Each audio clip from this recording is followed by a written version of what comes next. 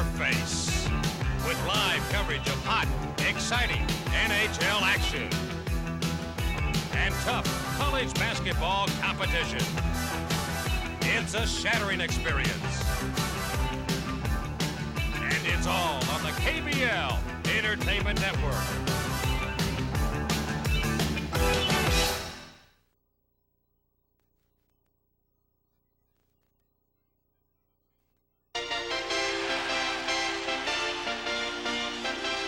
The 1988-89 Pittsburgh Penguins charged into the new season with the strongest cast of talent in the club's history.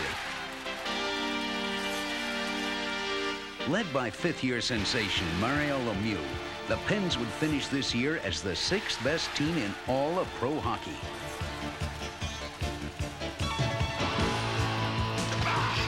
Game by game, the spirit of this squad grew, basking in the light of a resurgent Pittsburgh Penguin pride. Recording more sellouts than ever before, with their beloved fans witnessing more wins than ever before, the spirit of this marriage of fan and team was clear. There's a team in the building.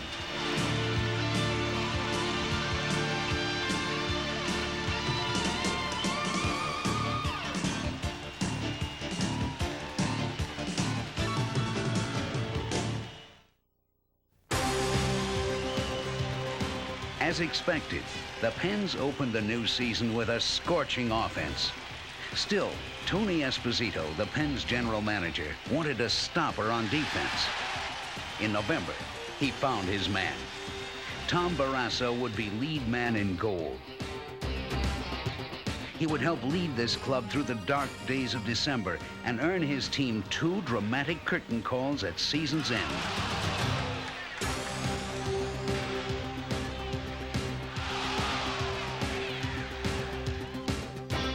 Under first-year head coach Gene Ubriaco, the Pens became plucky.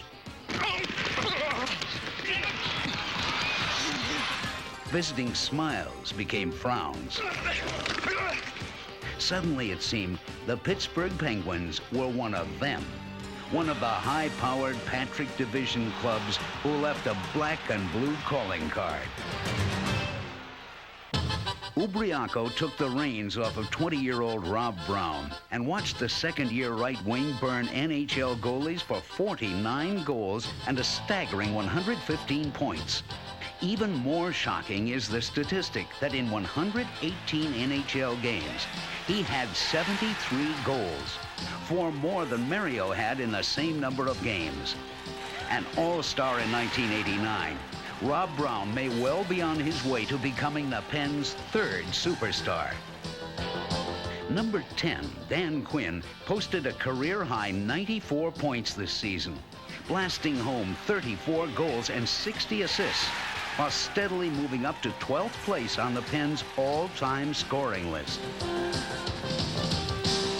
Playing opposite Mario Lemieux and Rob Brown can be intimidating.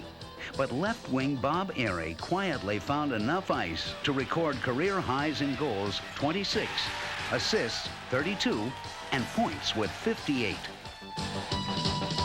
The rugged play of Jim Johnson went from steady to rock solid. Zarly Zalewski's 12 goals, 33 assists, and 45 points were all Penguin records for a rookie defenseman, earning him a spot on the NHL All-Rookie squad. And freshman teammate John Cullen scored in double figures, adding 37 assists. To Penguin fans, the improvement of this club was glaring. They shared first place in the brutal Patrick Division with the Rangers for much of the season. The team sizzled in December, and the workhorses like Johnson and Troy Loney took their lumps, but gave some too.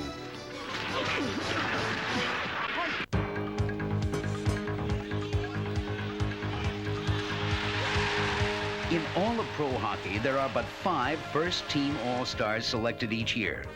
In 1989, the Pittsburgh Penguins were blessed with 2 of the 5.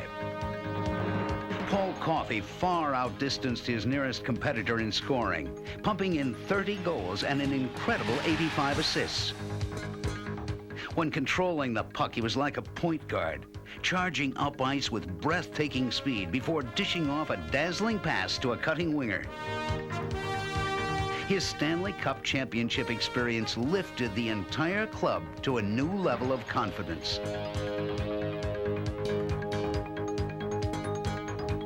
Finally, there is the man who many hockey experts feel is the greatest player in the game today, Mario Lemieux. With 85 goals and 114 assists, his 199 points again won him the Art Ross Trophy as the league's leading scorer. His list of club and league records goes on and on. One of the more notable new records he set was in a game against the New Jersey Devils on New Year's Eve, when he became the first player ever to score 5 different ways in a single game. He scored at even strength, then while shorthanded. Still in the first period, he scored on a power play. Later, in a marvelous display of patience with the puck, he scored on a penalty shot.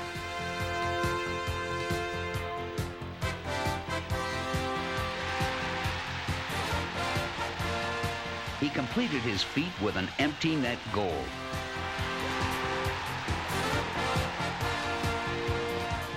It all comes natural to me. I don't try to impress people by the way I play. I just try to make the right play at the right time, and sometimes it's a little fancy, but it works. Mario also broke Wayne Gretzky's league record for shorthanded goals with 13. Shadowed by the league's best defensive forwards every night, his feats became even more remarkable. His instincts take him where none have tread before.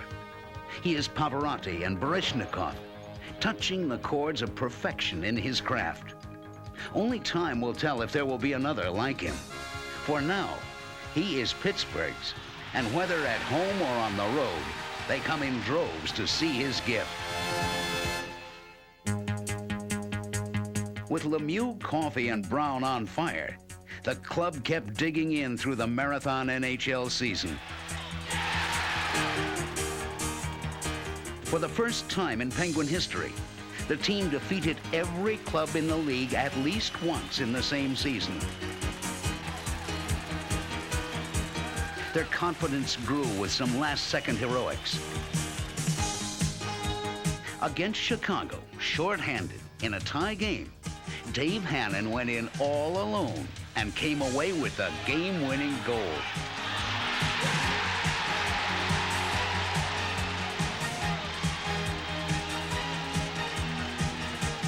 Games that in other years may have slipped away were now being counted in the Penguin win column. However, the Pens' most devastating team weapon was their power play. They smoked NHL goalies for a new league record 119 power play goals. Their offense could best be described with a single word: explosive.